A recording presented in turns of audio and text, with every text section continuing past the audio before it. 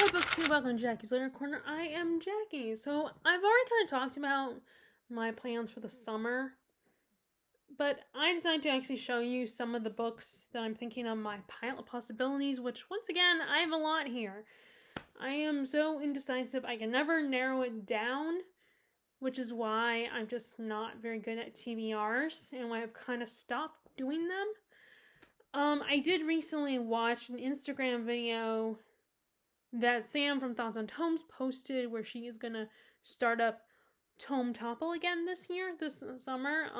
It's end of June going to July, so I might participate in that.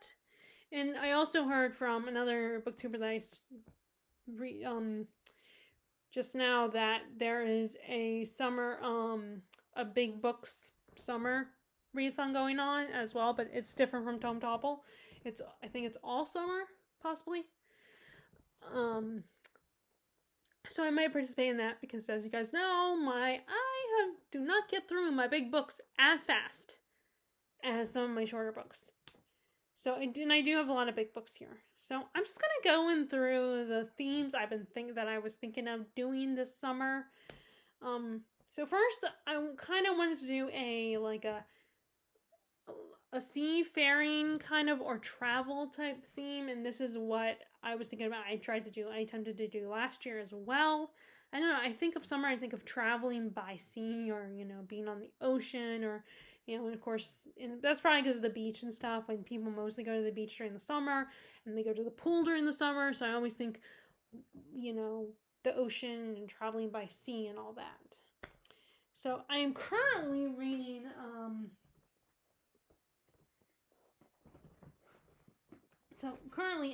oh, that's not it. Well, one of the books I'm currently reading is, is Via Haro, which translates to traveler. This young Filipino boy who loses his parents in World War II, I believe, when the Japanese show up.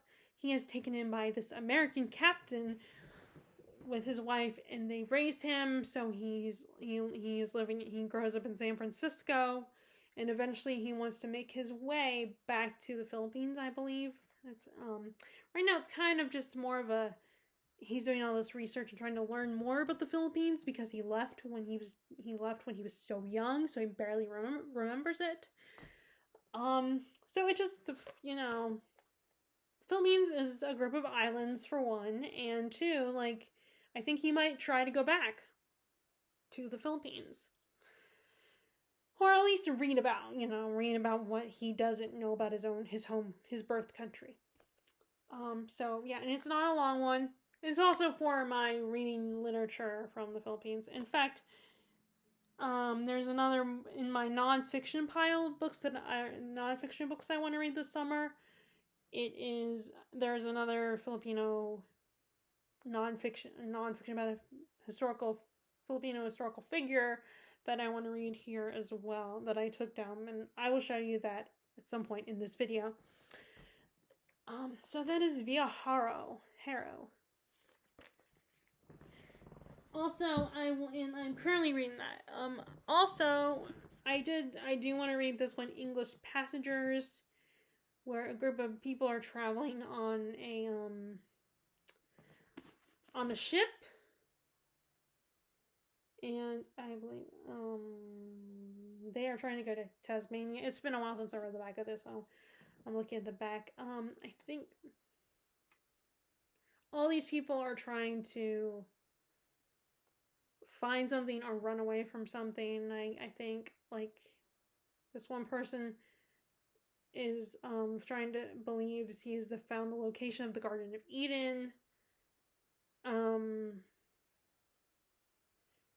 This doctor is developing this thesis about the races of men. So you have all these different people with all these different ideas of things that they're gonna do on this voyage. So obviously traveling by ship on the ocean. So I want to read this as well. So I might start this tonight before I go to sleep.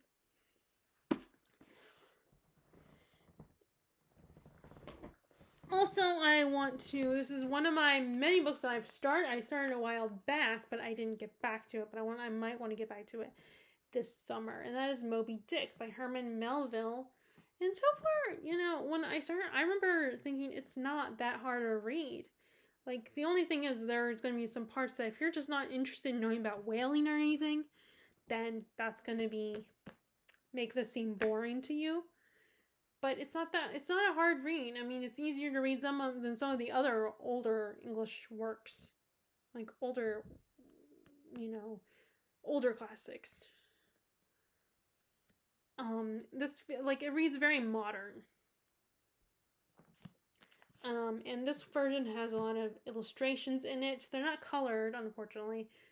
But I thought that was really cool. I always thought this was a really cool addition.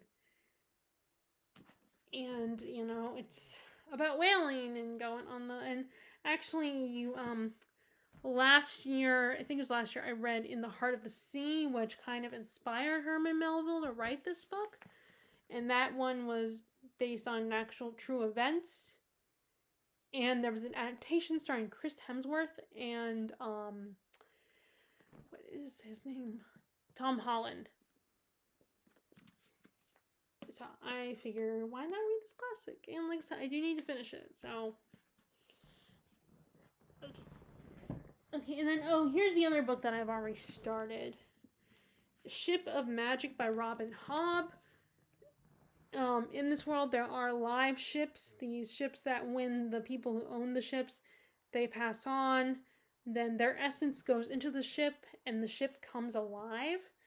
And one of our main family, the Vestrits, own live ships, and one of the daughters, who's the second child, she loves being on the ships and sailing with her father. She cares about the Vivacia, as they call the ship, but is in danger of being given to her older sister, because her older sister is the oldest, and she's married to this guy named Kyle who wants the ship really badly, but he doesn't really care about it, and he's not part of the family by blood. He's only part of the family by marriage.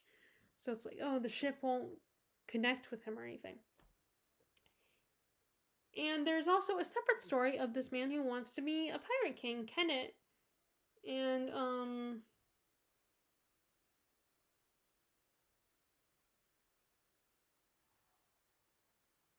sorry, I'm looking at the back again.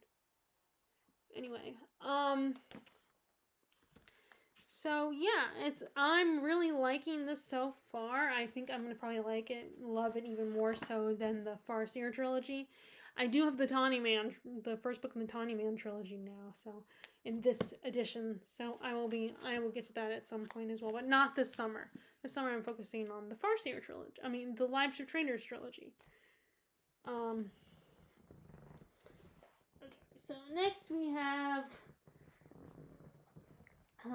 This is one that I keep saying I'm going to read during the summer, and I probably won't finish it. There are quite a few books here that I probably won't finish this summer, unless it was the only book I was reading, and that is Priory of the Orange Tree, and I believe it takes place on an island, and it's this world where there was a time when dragons were real, and you have these two different quote-unquote countries, and one of them fears dragons and the other one admires them. And there's this prophecy that this one particular really big, scary dragon might come back and go after them. So all the different countries are afraid of this one particular dragon. It's a multi-perspective story, and I really enjoy this world. I had fun, and I know the prequel, a prequel book just came out, because this is a standalone, but the author is going to write more books in this universe.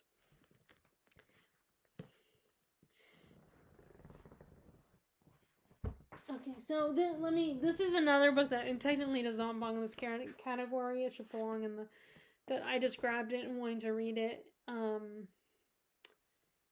It kind of does. It's just, there's no traveling on the ocean in this one. They are already in the location. That is The Visitors. It's set in the 20s, in Egypt. And so it sort of, I mean, it does fit the traveling theme, but it does not fit the seafaring theme. And I wonder if my friend Tara would like this. If Tara from Florida would like this book. Because it is in Egypt and she loves Egypt. But I think it depends for her. Like, I think she would like an Egyptian romance stories, like a woman falling in love with a pharaoh or something. I think she would like that. So I don't know if she would like every Egyptian related story. But anyway, I personally want to read this. So it kind of fits the category and it doesn't. Because there's no like traveling by ocean, but it does involve traveling far away. So okay. So next we have Jane Austen July. So my original plan was to do a TBR that's British literature related TBR. And there's probably a lot of other books that I probably could have taken down because I have a lot of British literature. Like there's some Bronte books that I want to read.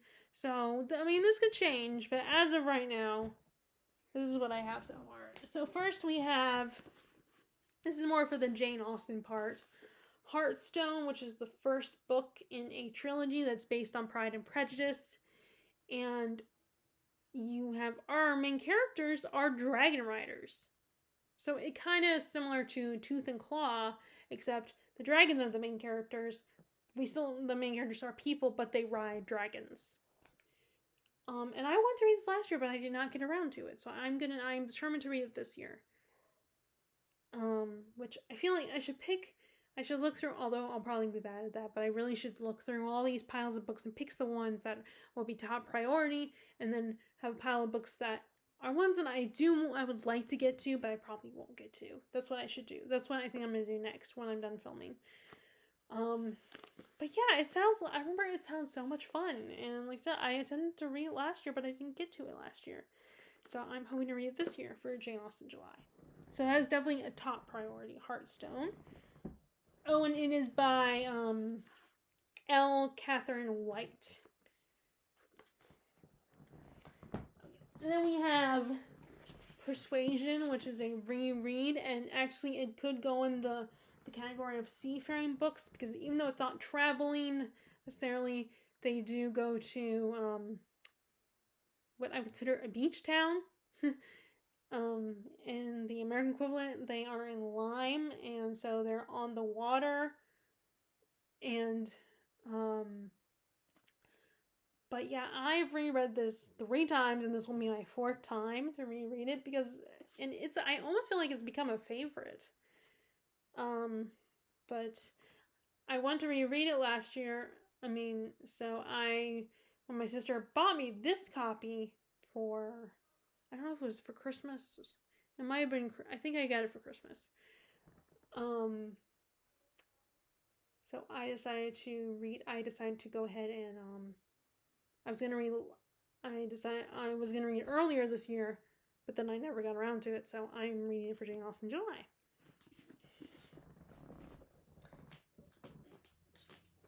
In words, they do, like, and then we have, this is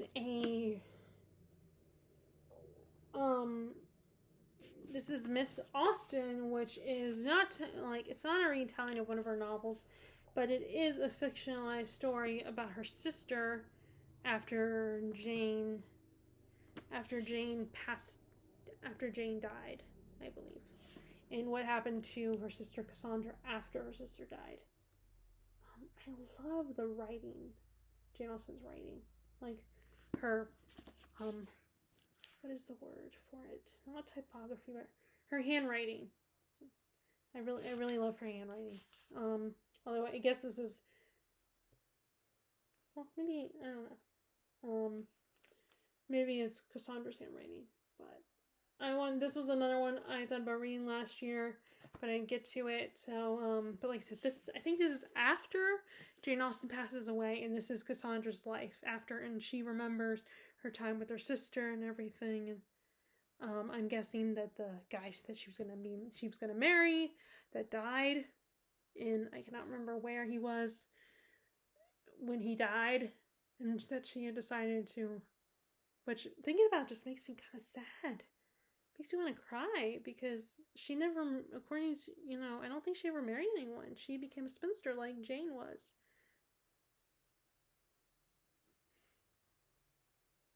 Which is funny that, and they actually, this time around, on Bridgerton, like, we find out Eloise is reading one of Jane Austen's novels. Which is also interesting because, like, Eloise is, wants to be a spinster.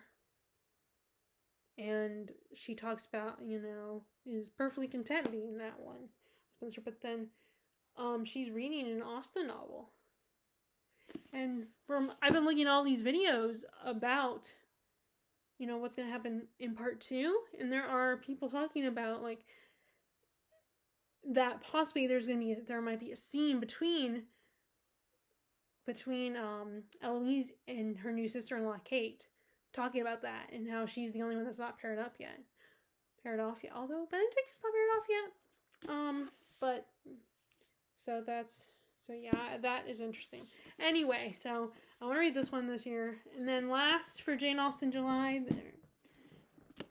as far as, now, of course, I have other books that will go in my more English, just British theme in general. But, is a non-fiction work, a truth universally acknowledged. 33 great writers on why we read Jane Austen. So it's a collection of essays about why people love Jane Austen. And let's see, there's a list of, let me see, where is the list?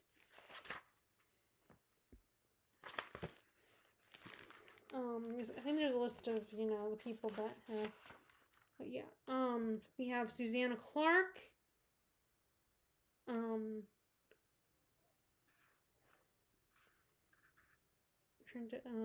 Susanna Clarke is probably the most, I think she might be wait, no, I don't know, let me see. So we have Susanna Clarke, I know that one, Eudora Welty, I think I've heard that name before. Rebecca Mead, I've heard that name. Ian Forster, I've read his work before. Brian Southam, I never even heard of him. Susanna Carson, not familiar. Ian Watt, don't know. Lionel Trilling, don't know. W. Somerset Monham, I am familiar. I've heard of that name. Martin Amis, I've heard that name before. Benjamin Nugent, I'm not familiar. J.B. Priestley, not familiar. Anna Quindlen, not familiar. Sirius Lewis, of course, I'm familiar. Lewis Auchincloss, I don't know. Kingsley Amis, A.S. Bryant, and Ignace Sonnet, I don't know. Elaine D. Botton, don't know. Faye Weldon, James Collins, I don't know. Janet Todd, not familiar. John Wiltshire, not familiar. Emer Heckerling, David Lodge.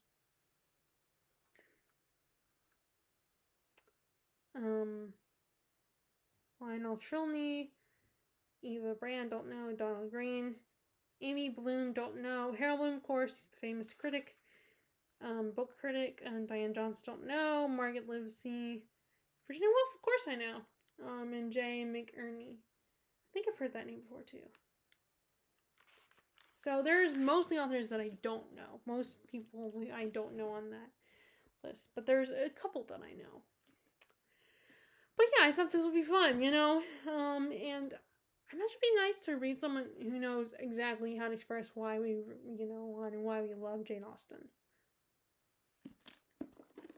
And I like that there's a lot of male authors on here, too.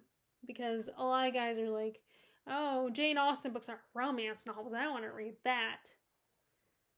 I'd rather read an adventure story or whatever. But anyway, but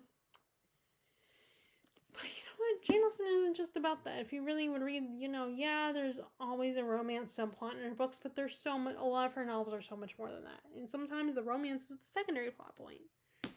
Okay, so that's for my Jane Austen July. And then now for the rest of July, possibly, we have The Way We Live Now by Anthony Trollope, although I do need to read The Family Parsonage, so I probably should have grabbed that one as well.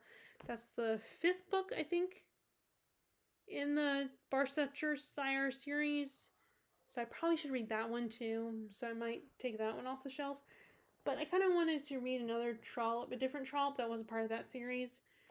And I know there's an adaptation because I've seen the trailer for the adaptation. I don't remember what this is about, but I did start reading it, and I wanna pick it up, and it'll be a good tome to read. Obviously, I did start and read a little bit of it. And I think there's a lot of focus on. It's again another one of those, like, a lot of classics focus on this, but focus on like marriage and wealth and power and all that. So I might read this for, Tome Topple. And then we have another big classic, another chunky classic, which I could also read for Tome Topple, and that is Vanity Fair. Which is about a woman who decides, it's kind of described as, like, the British equivalent to Gone with the Wind. I don't know if there's a war in here or anything. And I guess it's these two women that are supposedly friends competing for, to be the most flirtatious, or something like that. And a lot of people love it. And I know that the adaptation had Kirsten Dunst playing, or not Kirsten Dunst, it might have been, no, or was it Reese Witherspoon? I might be getting her mixed up with Reese Witherspoon. I think Reese Witherspoon might have been Becky Sharp in the adaptation. But I remember someone on BookTube made a comment on my video saying I should read this one. And I think it was the same person who made the comment about reading Native Son as well. So I might read this one. I'm thinking about it. The other problem is there are a lot of these books that are big books, that are books that I know I'm not going to finish within a couple days, that I need to. So, as I said before, I'm probably going to look through all these and figure out the ones that should be priorities. Okay, and then I have Hilary Mantel's Wolf Hall, which is about Cromwell and how he rose in power. And I did start this one as well, and I know that all 3 books in this trilogy, I believe they all got nominated, and I don't know if they all won one of those book awards. I don't remember which one. I guess the Man Booker, maybe. Maybe, I'm guessing it's that one, because it says here, winner of the Man Booker. And so I might continue with this one again, because I did start it already. Which, that's the other thing. I should also prioritize books that I've started to read. But I know not everybody, some people have trouble with the writing, and not everybody loves this, but I want to try it again, because I've already started it once. And this is more for my reading literature that's all about England and the history of England. So, now the last book in that particular pile is a nonfiction work and is really long, so I probably won't finish it, but I wanted to make some progress and read some more of it in case we are able to go to our trip to England in September, which, again, I'm hoping we get to go. Hopefully nothing else bad will happen in the world, and knock on wood, and that will prevent us from going.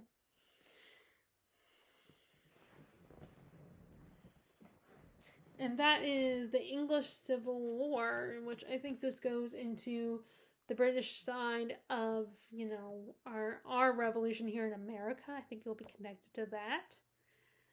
And I've already started it. I've read up to chapter 3. Although I don't remember what I read, so I really should reread it. But anyway, so I don't expect to get this finished, but I like to make some progress on it. And then I will, if anything, I will end up finishing it when I get back from London. So those are all my British literature, Jane Austen July, possibilities. Okay, and then I was thinking also to do kind of an American theme, quintessentially American books, or books that, you know, are American history or take place in America, that kind of stuff. So first we have, I need to get back to American Spinks, which the character of Thomas Jefferson, which is a nonfiction book that kind of looks at Thomas Jefferson and why he's such an ideal to us, why so many people loved him as a president. What was it about him that was so appealing? And I didn't read a little bit of it. I remember last year, I believe I read some of it. Let me see where I am in this one. Okay, I'm on page 81. The section is Paris 1784 to 89. Friends and Pirates is the section I'm gonna. But honestly, I could not tell you like what I read already of it because I don't remember it. But I also don't like, depending on how far I'm into a book, I don't like to start over all the time. Sometimes I will. But so, yeah, this is Pat Jefferson, and I want to read about all the founding fathers, all the most important men in our history. I would like to try to read about all of them. Like, I do have a Ben Franklin book, but I didn't bring that one out to get to this time around. Okay, so then we have one that I got from, I think I got this from the Givens, Given bookshop, and that it is The Revolutionary, and this is the book about Samuel Adams. It doesn't have the dust jacket, unfortunately. It's for $2. So I was like, I'm gonna get it because I've been wanting to read it. Like, I would not pay $20, $20 to $30 for a book like this because I don't know if I'm going to love it enough to merit that, spending that much on a nonfiction. So this is about John Adams' cousin, Samuel Adams. And he was one of the ones that started all the troubles and like really caused a lot of quote unquote mischief in Boston and caused a lot of trouble and was kind of a rebel. And I am curious if the actual Samuel Adams beer brand was named after him.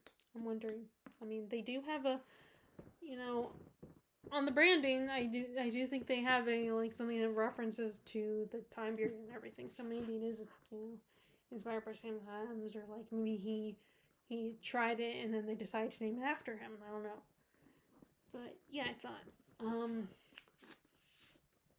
So I got this. So I might read this one this month. So I have a few nonfiction works that I might get to. Okay, so this is one that I want to read with, these, I feel like these two go together for obvious reasons. So you have the letters of John and Abigail Adams, so the letter that husband and wife exchanged. So I've read some of it so far. And it's actually very interesting, you can tell they kind of do really love each other and respect each other, which is really nice to see. And then this is the actual biography with the miniseries tie-in edition. That was Paul Giamatti who played John Adams in the HBO miniseries. And I read some of it. I think I'm at the part where Abigail comes to Paris with her husband, even though she's a little hesitant. So I thought these would go well together. So I do need to, because they're both John Adams related, so I thought maybe read these two together kind of thing. Okay, so next, the rest of the books aren't the Revolution, but they are American history related, and that is first. So as you guys know, I did do a video recently, one of my update videos. I did talk about I kind of struggled with Native Son, and right now it's just not the best time to read Native Son because I'm very focused on Bridgerton, and they're completely different things. So I wasn't, at the time when I started reading Native Son, I just was not feeling the mood for it and was considering DNFing. I'm still kind of considering that. But I do want to, so I decided to try The Invisible Man and go to this one first. The only reason I wanted to read Native Son first originally was because it's my sister's copy. And even though my sister doesn't care, it's not like she needs it right this minute, I still wanted to get it read now, but now I'm thinking I don't know. I'm still kind of debating if I'm going to keep it or not. So I think I might it's right now just put aside for now. And, I'm still thinking about it. I might get to it. I might not. But I figured I'd start with Invisible Man instead. Which this is my copy. This is one I ended up buying for myself. And I bought the Rose Novels because I probably would not spend, like I said, again, I don't know if I'm going to love it, so I don't want to spend like $20 to $30, Like, it's one of these things where I'm going to spend that money, I want to at least like the book.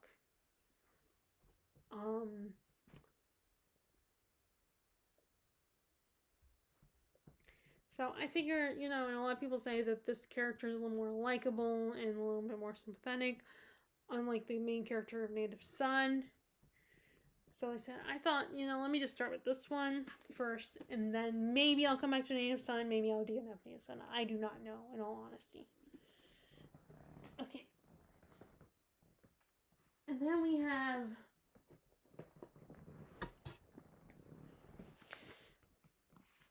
So, I originally got rid of my, Fitzgerald Works, my novels that I had of his. And at the time, I was thinking, I'm decided to move on from Fitzgerald because I think I read too many of his short stories and they almost seemed similar to each other in a lot of ways. So I was getting tired of reading that, and I'm still kind of interested in one of his stories, The Beautiful and the Damned, which I had another copy of it. So, and I had originally, because I thought I had moved on from Fitzgerald, I wasn't going to read anymore, so I ended up getting rid of my copy of The Beautiful and the Damned. It was also a mass market. And so recently I've decided to give Fitzgerald another shot and try again. And maybe just space it out and not read all of his works all at once. Although this doesn't have all of his work. This has only some of it. So, I didn't want to get another mass market, so I just bought this one, which has The Great Gatsby, This Side of Paradise, The Beautiful and the Damned, The Curious Case of Benjamin Button, and Other Tales of the Jazz Age. So this one has The Beautiful and the Damned, so I decided to just go. And also, it's only $12.97. So it's like, heck, yummy. Yeah, I'm gonna get this. So I can read The Beautiful and the Damned. Like I said, I wish it had Tender's Night so I could reread that one, but it doesn't.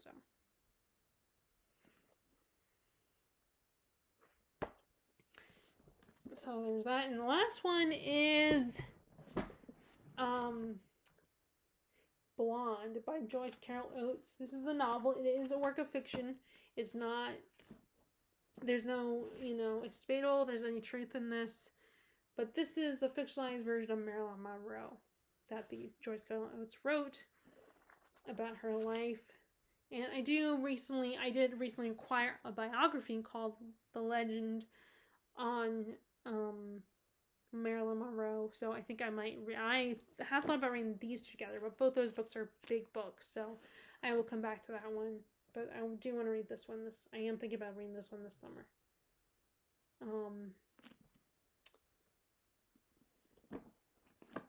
Okay, so, and one more American related, and that is, I don't expect to finish this, but Walt Disney, The Triumph of the American Imagination. I need to get back to this. This is a biography by Neil Gabler about Walt Disney, and I've read some of it, like how he created Mickey Mouse and his early career and meeting his wife, Lily, and everything. So I wanted to at least make some progress in this one, even if I don't finish it. Like I don't expect to finish it, so I would like to try it and read some more. At least make some progress. Okay, and then we have I have kind of a fantasy themed possibilities as well. First we have Grace of Kings. I wanted to get to this in May, but I never did. Is I think it's, I don't know what Asian country it's inspired by, but either way, I would like to get to I am thinking about getting to this as well this summer, because I meant to in May, but I never did. So I'm gonna get to this one as well.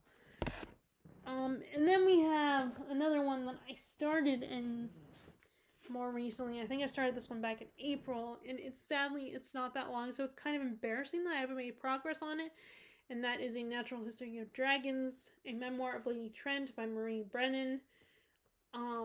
First, I love this concept of taking something fantastical and putting it in the real world and treating it like science, like having the main character respond to it like science, like you would like if you're a zoologist or something. So I want to read this as well. So, and it's obviously not that long. So this is one I would like to get back to as well.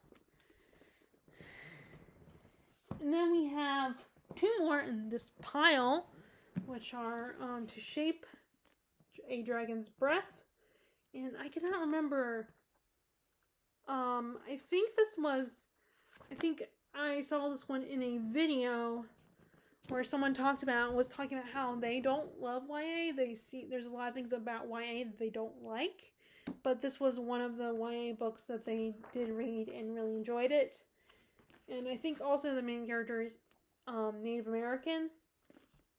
And I wanted to read this recently, but again earlier this year, but again I didn't get around to it. I have a lot of books like that I don't get around to. And just the concept of this, first of all, it's dragons. I love dragons. I mean, Priory of the Orange Tree. So I wanted to get to this as well. So I might get to so this is the one I'm thinking about getting to. One I'm thinking about reading as well. I mean, like I said, I could read it with those two because they're both dragon books.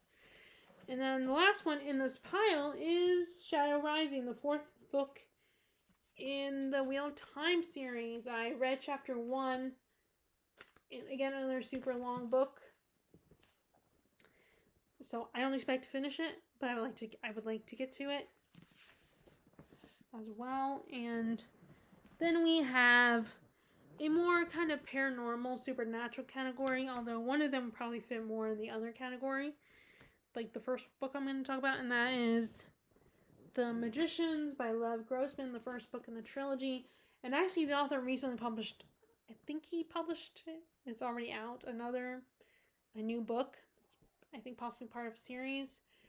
But this is, it's kind of a Narnia, Harry Potter, parody kind of thing, and where you have this young man in college age who was obsessed with this particular fantasy world, and he finds out that magic is real, and he gets taken to this college, and it's about his experiences in this college and his relationship with his peers, and I do believe they end up stumbling upon his favorite magical world at some point in the book. So, and I did start this, and I thought, it was Murphy Napier kind of inspired me to give it another shot. So it technically does not go with the theme here, this theme. It kind of goes with the previous theme, but I grabbed it and put it in that pile. So these last three that are more fulfilling the theme, we have Shadow of Night, which, again, another book that I've started and did not complete. This is a kind of a Twilight-esque story where you have a mortal woman falling in love with a vampire, but in this case, she is a witch, and vampires and witches don't mix, they don't commingle, but they end up falling in love. And but the main story is that she's a woman who's magically, somehow, like without meaning to, because she does not do magic at all, she's avoiding magic. Her magic accidentally reacts to this manuscript that was hidden, and all of the different races of this world want to find that manuscript because they believe it contains secrets to their species. And in this one, they go to Elizabethan England. So like I said, because I've started this one, it's one that I feel like I want to get to sooner rather than I want to get back to. Okay, so what kind of inspired this particular theme is two of the books I recently purchased. And that is, first we have One for My Enemy, which is about witches, which is what Shadow of Night is as well. And it sounded really good when I read the back at Walmart, because yes, I got it at Walmart. And I have not read her other book yet, because I have another book of hers, the very first book she ever published. I cannot remember what it's called. I do have that one as well, but I haven't gotten to that one yet. But I am thinking about reading this one.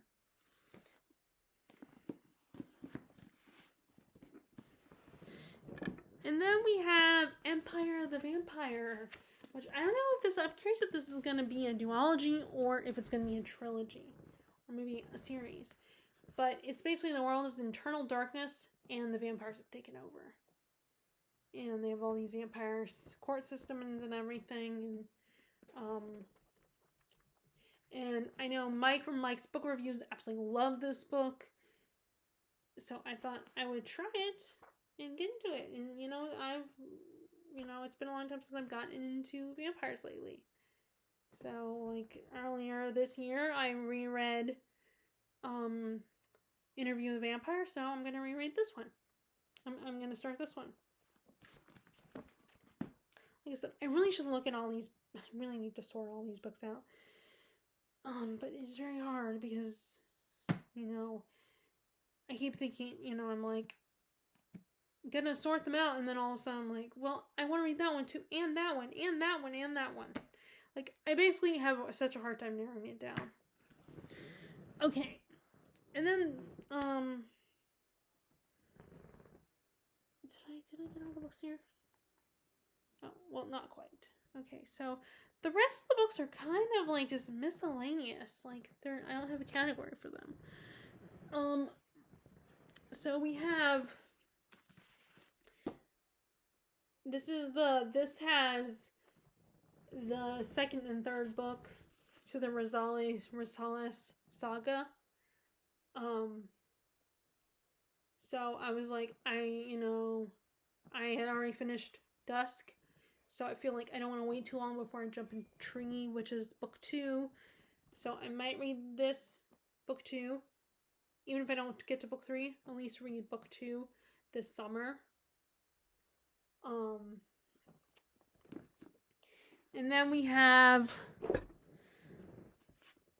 the Pillow Book, which Terry said this was really good. And it's about court, again, just like the Tale of Genji. It's a book about court life, but from a woman's perspective. And, so, like I said, I recently just got this for my birthday, so I'm like, I see it, I'm thinking about it, I want to read it, like, right now. Every time I get a new book, whether I buy it myself or someone gives it to me as a gift, all of a sudden I'm like, I want to read this right now. So yeah, this is more like I just want to read this now. Okay, the next is another book that I just got it and I want to read it now, and that is The Overstory by Richard Powers. I've heard a lot about this book. I wasn't sure about buying it or not, but I ended up buying it, and I only spent $4. Well, more than 4, but if I had just gotten just this book, it would only be like $4. I know that, what's her name from Game of Thrones, it's one of her favorite books, and it's a book that she recommends.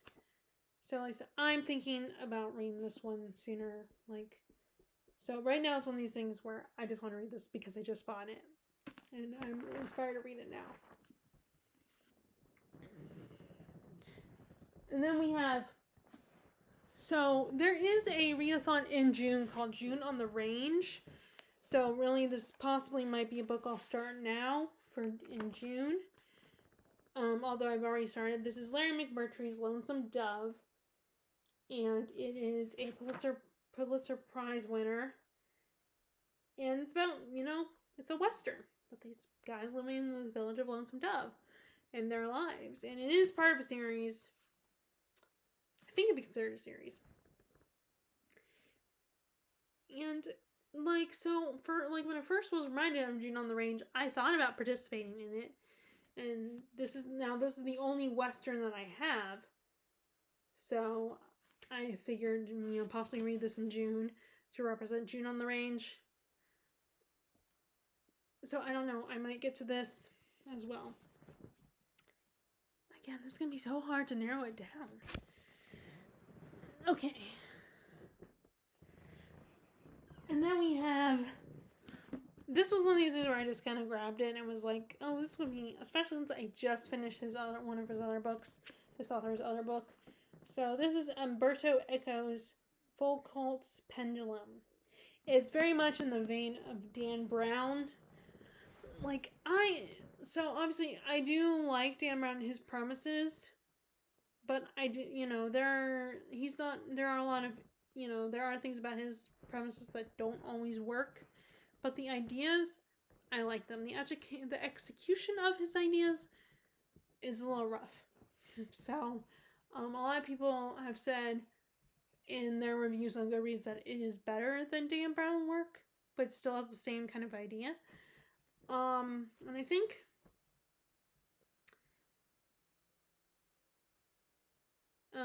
okay, so it says they're inspired by a fable.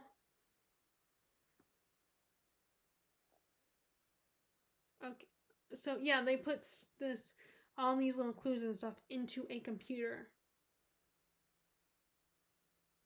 And I'm guessing there's gonna be like a group of people that are following and everything and thinking it's all real, and maybe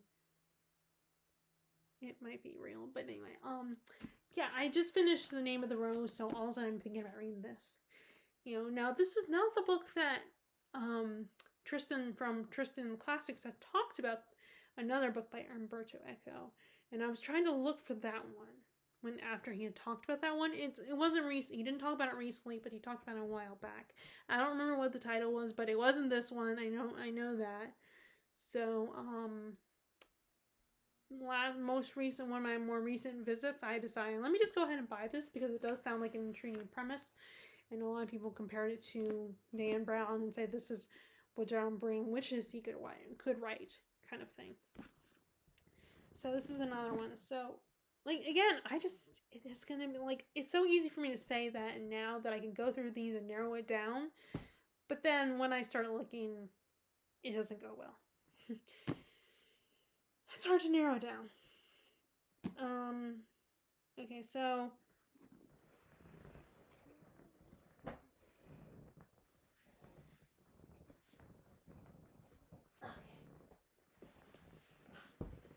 and then we have one that I just need to get back to soon, and that is Clash of Kings. This is the second book in the Song of Ice and Fire series. I finally decided to get back to that series after the show had ended. Although House of the Dragon is now back, and I never did pick up House of Fire and Blood. Fire and Blood, I forgot to pick that up again and start reading that one again. So there's a risk of this being, I won't read the book until after the show's done. But we have, although at least with that one, it's not like a story. Well, yeah, never mind. It kind of is. But it's kind of in like a nonfiction, that book. So, but yeah, I just want to finish this finally. And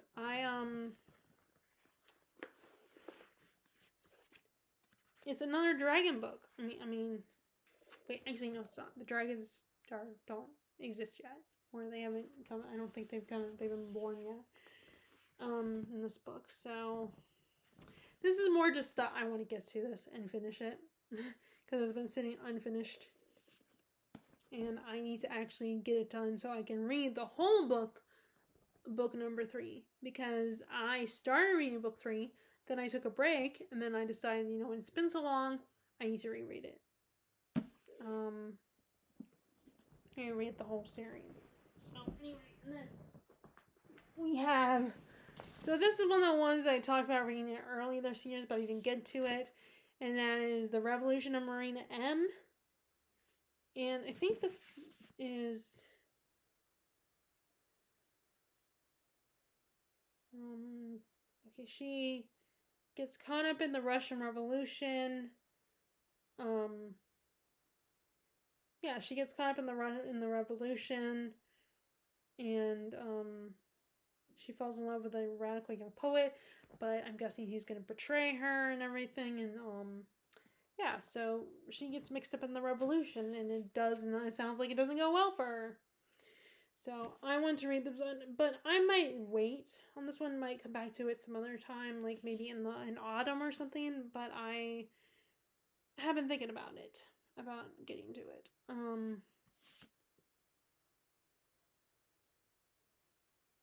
And I do like that. I remember it was blurbed by Steve Donahue.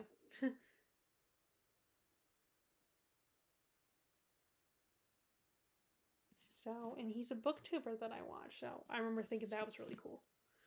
So this is more just one I want to, I was thinking about it not that long ago, and I want to, go ahead and get to it. Okay. But there's a lot of books that I feel like that. Okay, so we have one more pile to go. Or, well, two more, technically. Okay, and so then we have another book that I just want to get to and make progress on, and that is The Portable Dante, which contains the Divine Comedy, and I'm still in the middle of, I think, the Inferno,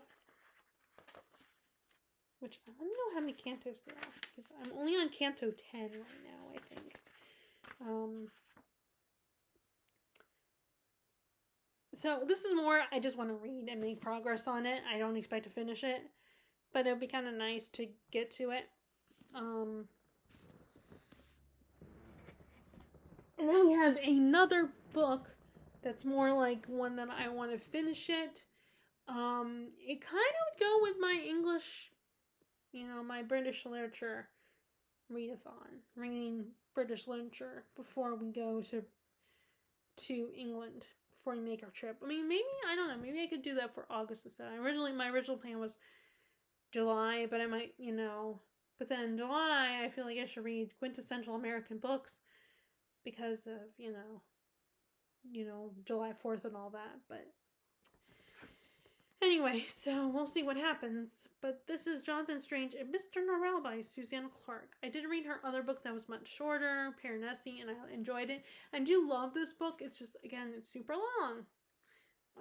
So I would like to make some progress, maybe finish this, kind of like what I did with the name of the Rose. But I think there's a lot more for me to read than with The Name of the Rose, so.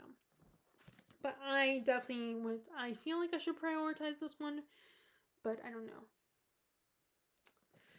Because there's so many new books that I want to get to as well, so. But this really, I should consider making this one a priority.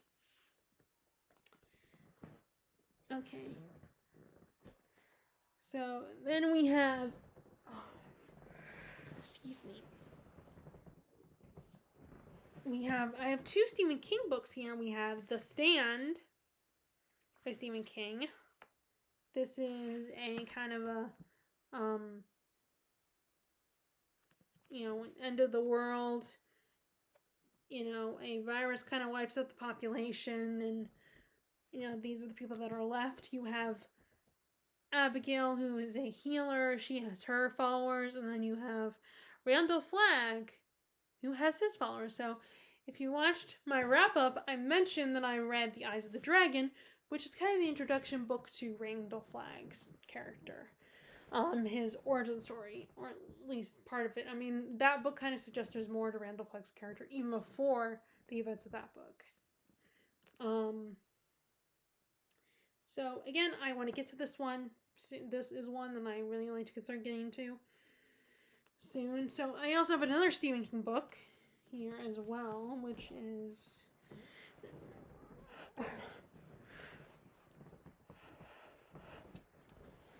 Wizard and Glass, which is the fourth book in the Dark Tower series.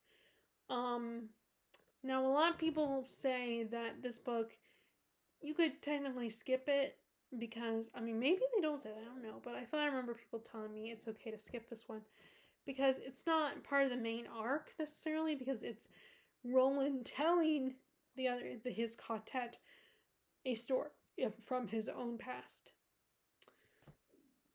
And so I want to get to this one because this was a situation where, again, I read the first 3 books a long time ago, but then I stopped in the middle of this one, and I recently was buying newer copies of it, like these kinds of editions of it. So I'm like, let me just do a reread. So I reread the first 3 books. So but I never got to this one, or at least I started this one, but it's kind of a similar situation to the Song of Ice and Fire situation, where I started reading the series, the actual book series, but then I stopped reading it, and I just, and it was like, let me just reread the books that I have already read, that I read before, and like catch up to the last book I read before I stopped reading the series. So, like I said, I want to get to this one. It's the one that I feel like should be a priority. Like, Stephen King books are always a priority, in all honesty. Okay, so this is going to take me a minute because I have to reach for my last 2 books.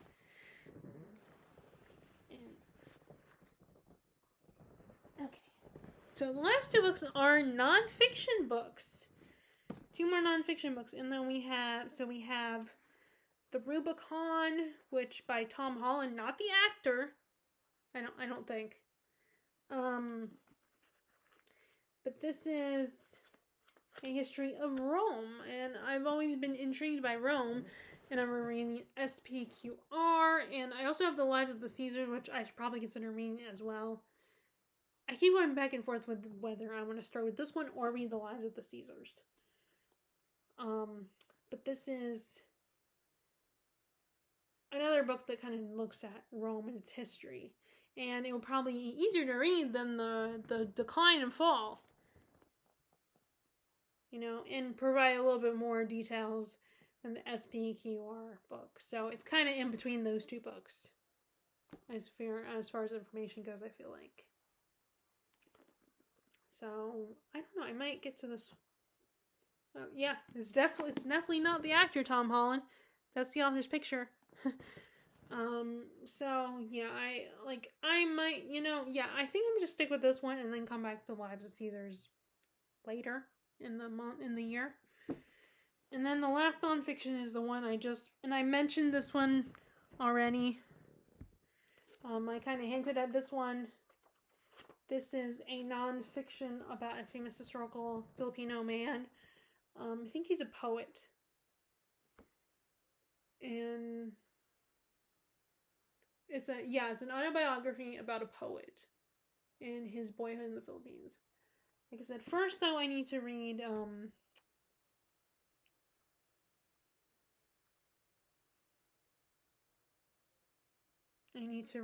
these other, I need to read Thea Haro first. Sometimes I'm almost tempted to ask my parents or my sister or one of my friends, but then it's like, it still doesn't go well because, like when I asked my friend Larissa what books, and she was like, well, why don't you could read like 1 old book and then 1 newer one. And for my third spawn is, I want to read more than 2 books. And this was more, now when I say, I mean, like I was asking her for a trip to my grandmother's one time, and so I was trying to decide how many books to bring because I didn't want to bring like 4 books because I try not to do that, but it doesn't always happen. So, like I said, my first thought is I don't want to just bring 2, and I still can't decide which ones, and there's a lot of things where I can't decide. It just makes me freak out a little bit and get stressed out. So I need to try not to let myself get stressed, but it's very hard to do that. But yeah, I need to narrow it down so I don't stress myself out. But I don't know. I mean, at least we're not going anywhere anytime soon.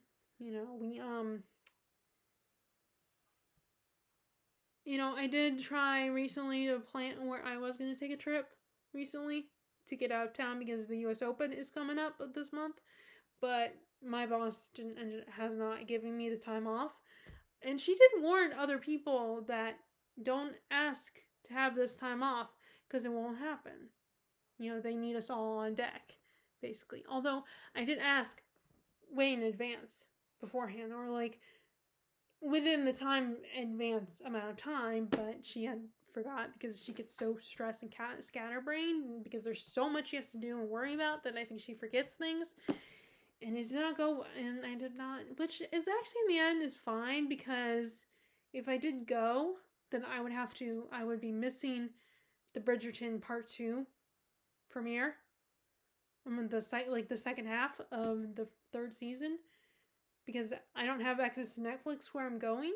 And what I was thinking about doing is getting the password because it's my mom created the Netflix account, so she's the one to have access to get there. So I was going to get the information from her, open open the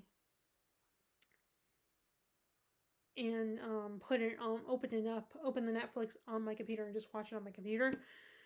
But then, like I said, it turned out that my boss did not give me the time off. So it's okay. At least I'm home. And so far, it looks like I have the day that we originally were talking about having me ask off, the one day. So I have that off.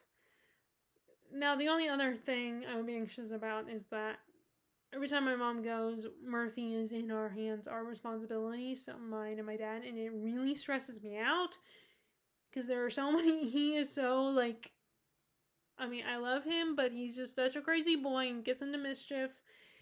And we have this past time, there was this whole thing with our backyard and our gate and stuff to get into our backyard and how he kind of broke out. And I was panicking about that. And then, although we have an electric fence. So, it does not hurt him. It just there's the beeping sound. It does in the sense that it shocks him, but we can't, he might get hit by a car or something if we don't it's the only way to keep him in the yard. So, anyway. So yeah, I'm a little stressed out. But like I said, at least I don't have to worry about traveling this time around in June.